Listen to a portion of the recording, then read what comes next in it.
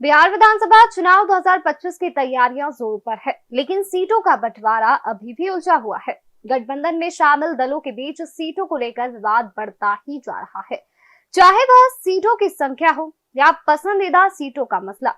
पिछले दिनों गृह मंत्री अमित शाह और मुख्यमंत्री नीतीश कुमार के बीच इन मुद्दों पर बातचीत हुई, लेकिन इसका कोई ठोस नतीजा सामने नहीं आया है। अब खबर है कि एनडीए चुनावी रणनीति के तहत इन सभी मसलों पर आचार संहिता लागू होने के बाद निर्णय लेने की प्रक्रिया को सार्वजनिक करेगा। बिहार विधानसभा चुनाव में सीटों का बंटवारा अभी भी उलझा। सीटों की संख्या और उम्मीदवारों का चयन आचार संहिता के बाद एनडीए करेगा घोषणा। लोजपा और अन्य दलों के लिए सीटों की हिस्सेदारी पर एनडीए का निर्णय तय। विधानसभा चुनाव 2 चरणों में होने की संभावना। एनडीए में सीटों को लेकर गहरे राजनीतिक समीकरण। बिहार विधानसभा चुनाव 2025 को लेकर सीटों का बंटवारा का मसला अभी तक वही है जहां से शुरू हुआ था। हर दल के अपने डिमांड है।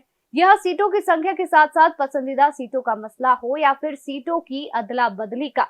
सूत्रों से मिली जानकारी के अनुसार पिछले दिनों गृह मंत्री अमित शाह और मुख्यमंत्री नीतीश कुमार के बीच इन तमाम मसलों पर बातचीत हुई, पर यह बातचीत किसी निष्कर्ष पर नहीं पहुंची। एनडीए एक रणनीति के तहत इन तमाम मसलों पर फैसला आचार संहिता लगने के बाद एक एक कर निर्णय की जानकारी सार्वजनिक करेगी।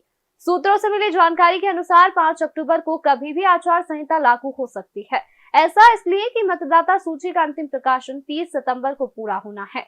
तकरीबन 1 माह के भीतर अधिसूचना जारी करने से लेकर चुनाव परिणाम घोषित करने तक की पूरी प्रक्रिया को चुनाव आयोग को पूरा करना है। चर्चा तो यह है कि विधानसभा की कुल 243 सीटों पर मतदान अधिकतम 2 चरणों में करना है। वैसे मौजूदा सरकार का कार्यकाल 22 नवंबर तक समाप्त हो जाना है। चुनाव आयोग को उससे पहले पूरी प्रक्रिया विशेष गहन पुनरीक्षण के कारण समय कम बचा है, लेकिन आयोग ने योजना बना ली है कि मतदान और मतगणना तय समय सीमा में पूरी कर ली जाएगी। सूत्रों की माने तो एनडीए के रणनीतिकारों को अभी भी उम्मीद है कि वीआईपी नेता मुकेश सहनी महागठबंधन से अलग हो जाएंगे।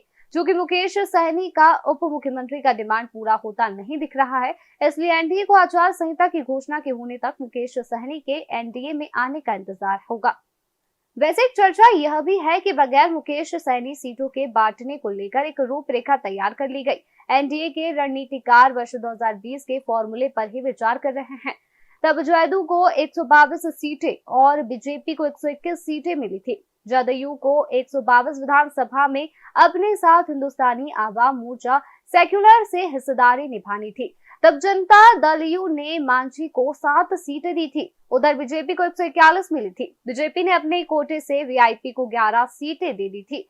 इस बार एनडीए गठबंधन में 2 नए दल शामिल हुए हैं। सूत्रों के अनुसार वर्ष 2025 के विधानसभा चुनाव में बीजेपी को लोजपा रामनिवास से सीटों की हिस्सेदारी करनी है। जेडीयू को इस बार हिंदुस्तानी आवाम मोर्चा सेक्युलर और राष्ट्रीय लोक मोर्चा के बीच सीटों की हिस्सेदारी करनी है। सूत्रों से मिली जानकारी के अनुसार आचार संहिता लगने के बाद एनडीए के रणनीतिकार सबसे पहले सीटों की हिस्सेदारी की घोषणा करेंगे। मिली जानकारी के अनुसार बीजेपी संदर्भ में नीतिगत निर्णय लेते 20 सीटें लोजपा रामविलास को देने जा रही है। उधर जेडीयू भी हिंदुस्तानी आवाम मोर्चा को 8 से 10 और राष्ट्रीय लोक मोर्चा को 6 से 8 सीटें दी जाएगी। सीटों की संख्या के बाद कौन सी सीट से कौन लड़ेगा यह तय होगा। फिर सामूहिक रूप से एनडीए के रणनीतिकार उम्मीदवारों पर अंतिम निर्णय लेंगे। आचार संहिता के बाद बिहार विधानसभा चुनाव 2025 में सीटों के बंटवारे और गठबंधन की राजनीति पर से पर्दा उठेगा। इस प्रक्रिया में बीजेपी, जदयू और अन्य सहयोगी दलों के बीच सीटों की अदला बदली और उम्मीदवारों का चयन अहम मोड़ पर होगा। हालांकि यह तो समय ही बताएगा कि गठबंधन में कितनी सीटों पर साझेदारी होगी और कौन किस सीट से चुनाव लड़ेगा। लेकिन फिलहाल राजनीतिक गलियारों में इस बात की चर्चा तेज है कि एनडीए के अंदर भी नए समीकरण बन रहे हैं।